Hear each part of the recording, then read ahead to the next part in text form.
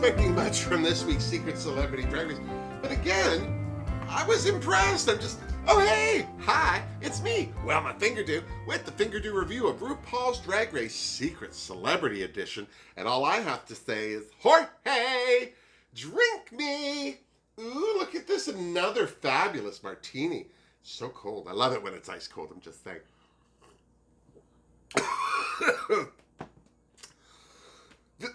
Did you make that gin yourself? I'm just saying. Ooh, smooth. Okay, so let's get to it. This week's Queens Supreme were Alyssa Edwards, Asia O'Hara, and Trinity the Tuck. And Trinity was very clear in pointing out that she was the only winner there. No one else had won. She'd won All Stars 4. So right away, there was some tood in the workroom. Also, I was very impressed with this week's celebrities.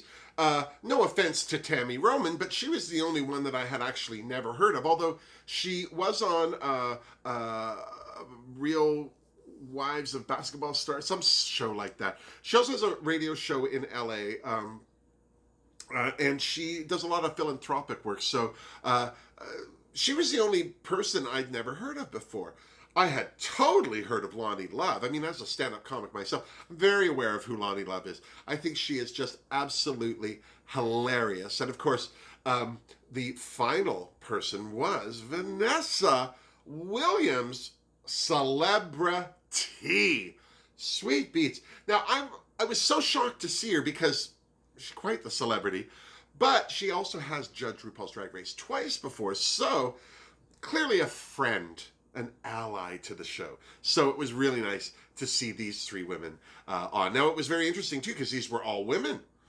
They weren't men. They weren't men putting on drag. They were women putting on drag. So I have to say, I was very pleased that their mini challenge wasn't about them getting into drag. It was about them getting into male drag. They had to look like macho men. Right away, you could tell that these girls were in it to win it. Well, Vanessa and Tammy were, because when they started the quick drag challenge, well, it was nothing. Vanessa started whipping out her tracks. She unclipped them all. She had no shame in her game.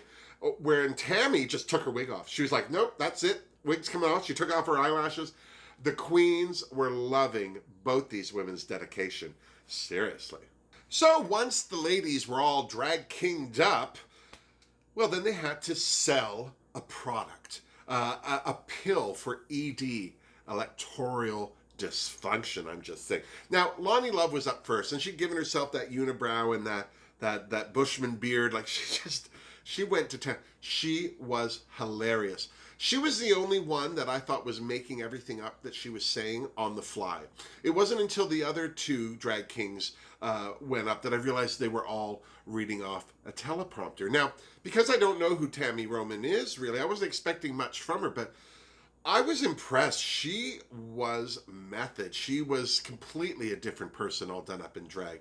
The other person that I was impressed with was, of course, Vanessa Williams. I mean, we've seen Vanessa Williams in all sorts of states, and I'm serious, all sorts of states, in all sorts of ways, seriously. But to see her with a mustache on and I don't know, you'd have to hit her with a hell of an ugly stick to make her not beautiful. That's the only thing about Vanessa Williams. That smile gives her away every time.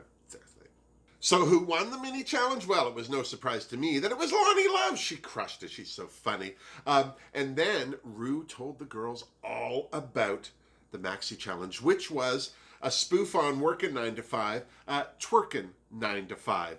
And because Lonnie had won the mini challenge, she got to pick her Queen Supreme and then pair up the other two queens. Who did Lonnie pick for herself? Well, she picked a winner because she wanted to be a winner. She picked Trinity the Tuck. What was Lonnie's drag name, you ask? Well, being a huge fan of Mary J. Blige and Diana Ross, she picked Mary J. Ross. And I have to say, I approved. Trinity and Lonnie bonded over the magic of performing. I mean, Lonnie explained that most comics are very shy off stage, and well, Trinity pointed out that that's very true of drag queens as well. Tammy was thrilled to be teamed up with Alyssa Edwards and told her as much right out of the gate. And then told her that she went to drag shows because her mom went to drag shows. What was also adorable was the drag name that Tammy had come up with, Miss Shanita Cocktail. And she does, seriously. Asia shared with Vanessa that she thought this must be an easy challenge for her. I mean, being a performer, singing and dancing on the stage is no stranger to her. But Vanessa, rightly so, pointed out that comfort zones are still comfort zones, and doing something that you're not used to. I mean, not every woman is used to her boobs up by her chin or wearing that much makeup or a big wig and something like that. And again, I'll say this every time, not every woman is used to getting all dolled up in that much drag. Seriously, it's a lot of work. I know, I'm tired. What was Vanessa Williams' drag name, you ask? Well, she wanted to have a V like Vanessa, so she went with Vanquisha de House. I think that's the best drag queen name of the group. Here's to you, Vanquisha. So, to get the super fans all in the mood, the queens decided to have a twerk off. And I was very impressed with Vanessa Williams. Did she actually twerk? No, but she gave it her all, God bless her. Lonnie, I think there's a better twerker hiding in there. I just think that when she's alone and the music's on and no one's looking, she lets that twerk out. She didn't so much in the workroom. But I have to say, Tammy Roman surprised the hell out of me. She twerked it up. The other thing I loved was that when these women first came into the workroom, Tammy found herself in front of the shoe wall, and she had grabbed a pair of heeled shoes that had a rainbow sole on them, and she had spent absolutely no time putting those on her own feet. That's what she was wearing to twerk. I'm so serious. Here's to you, Tammy. I would have mopped some shoes too, I'm saying. It was also lovely, while they were all bonding, that the women, to a person, all said how honored they were to be there and how excited, and that being on the show for them was a dream come true, because it really, I think, hit home for the queens, because it's just their life. I mean, not every queen is on RuPaul's Drag Race or on TV at all, but these queens certainly have come to a new level of fandom with their fans, of reach with the public. They're doing shows internationally. And so for somebody as famous, for example, as Vanessa Williams to say that to them, you could see it was very touching. Needless to say, there were tears and group hugs all around. That's when Rude dropped in to check on the Queen's progress. His first stop was Alyssa and Miss Shanita Cocktail. They had a great little visit. One of the things that Tammy, aka Shanita, said was that her mom had died of cancer, so her charity was the St. Jude's Children's Hospital, because and I was because she lost her mom young, and a lot of kids that lose their parents young sometimes fall through the cracks. People, sure, there are other parents, there are other family members that kind of pick up that slack, but those kids often get forgotten. So I was very impressed that Tammy was supporting a charity that supports that kind of loss. Good for you, Shanita Cocktail. You can't have mine. Next up, Rue dropped in on Asia and Vanessa Williams, or should I say Vanquisha de House. And as expected, well, you know, Vanessa's been on the show a few times. She's also a celebrity herself. I mean, certainly, I think one of the biggest celebrities next to Lady Gaga or Nicki Minaj, I would think, that has been on RuPaul's Drag. Well, Christina. Well, okay, so she's not that important. But the point is, I'm a huge fan of Vanessa Williams, so I was thrilled to see her there too. And I was very pleased that she was supporting an LGBTQ charity, the Trevor Project, which I think should be donated by everyone at least once in their lifetime. I'm just saying. Last but not least on RuPaul's Goodwill Tour was Trinity and Mary J. Ross. And I like that Lonnie was saying that her charity was Dress for Success, which helps women get back on their feet, whether they've been divorced, whatever. It's to help women by getting them into the proper clothing for better paying jobs. They supply them with clothing and in some cases also transportation money. It's an excellent charity, and I can see why Lonnie would support something like that, because that's all about giving people confidence and giving people the power to stand on their own 2 feet, which is something I think that Lonnie experiences and enjoys while she's on stage. I know as a comic, I'm the most comfortable on stage in front of a whole bunch of people I don't know. It's when I'm one-on-one that all things go to hell. And I think with Lonnie, because she's a performer, it's very true for her as well, seriously. So before Rue left the workroom, you had one more surprise for the queens and their celebs. But this wasn't a twist in the challenge. This was a message from Dolly Parton herself. And why wouldn't she? I mean, here they are spoofing her song 9 to 5. They might as well let her say a few things. Next, the queens hit the runway to rehearse with Jamal Sims, which you could tell was a bit of a shocker for Lonnie Love, because she wasn't expecting a real choreographer. She just thought somebody's cousin would do it. Adorable. But as simple as Jamal's choreography was for these ladies compared to how he's choreographed for the queens in the past, you could still see there was a lot of pressure on these ladies to bring it. Okay, mostly from Trinity, but she doesn't like losing, I'm just saying.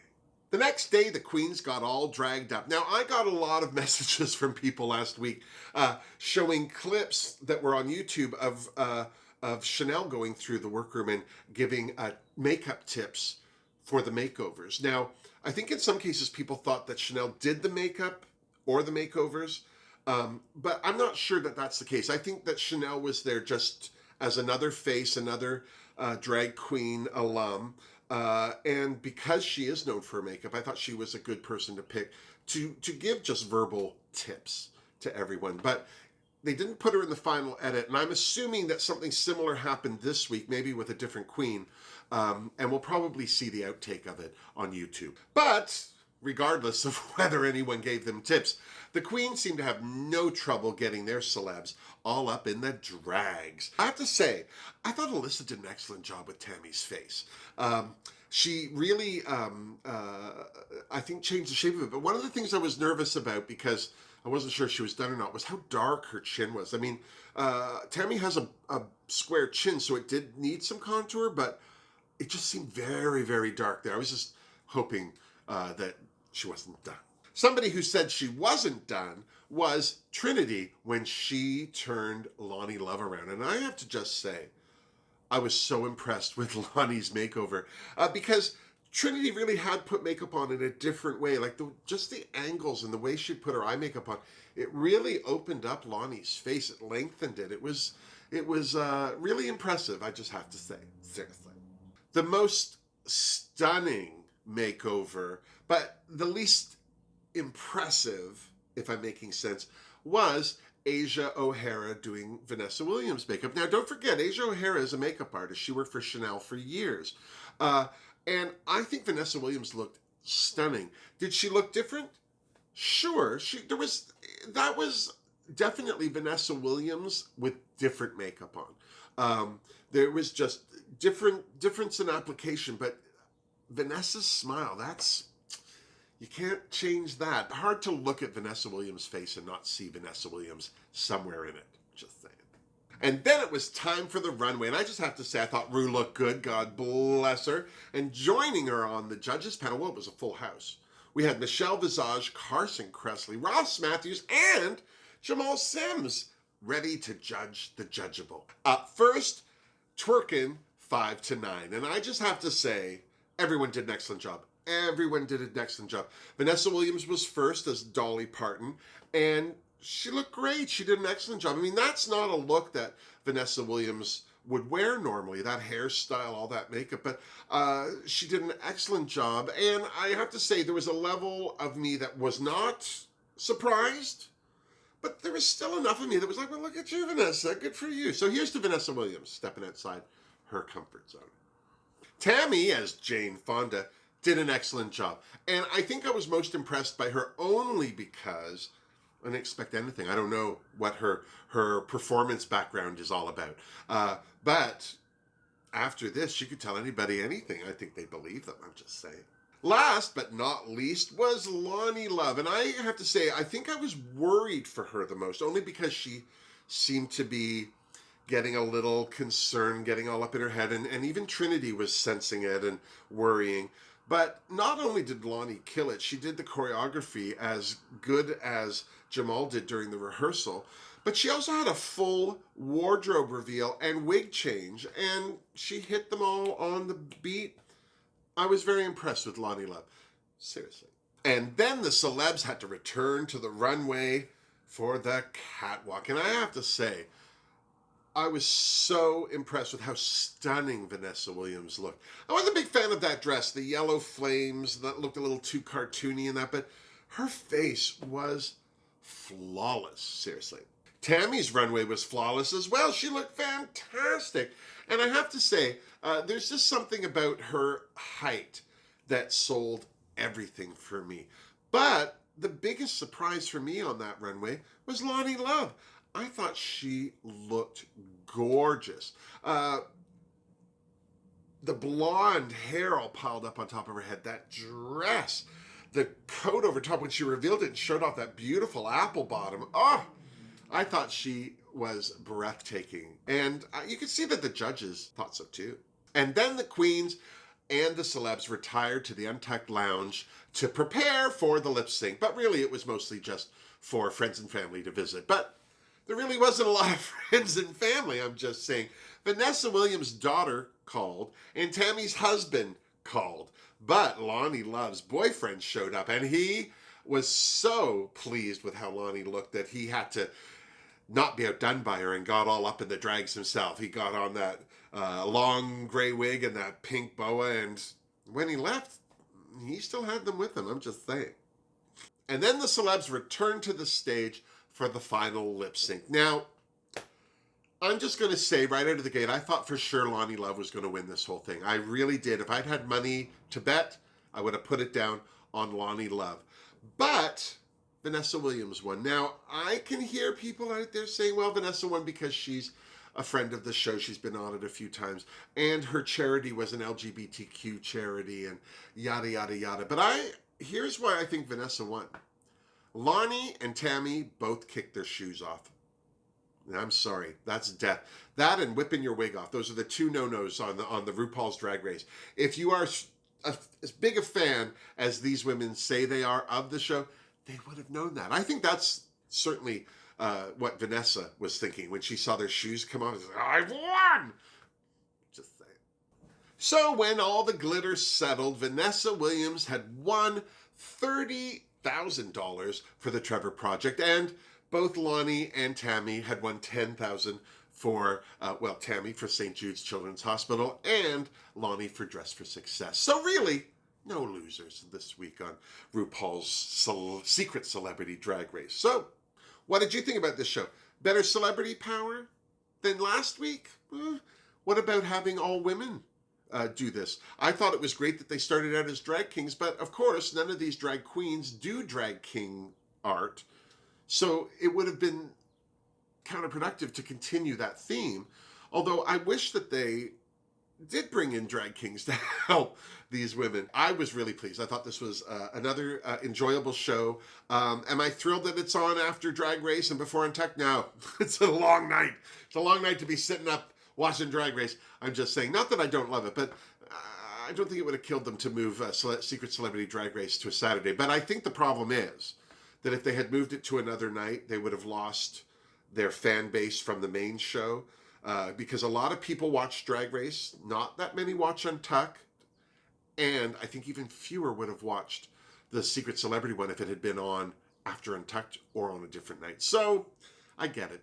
I get it. Here's to VH1 and RuPaul for trying to maintain the greatest numbers in their audiences for as long as they can. I get it. I'm just tired. Seriously. How about you? Are you tired? What do you think? Are you looking forward to a second one of RuPaul's Secret Celebrity Drag Race? Do you think you'll even bother to watch a third one? We've only got 2 more. And I have to say, so far, I haven't been disappointed. So I definitely will tune in next week. And if you tune in next week, don't forget to come on back and see me so you and I can compare notes. Until then, miss me! Mwah! Seriously, Jorge.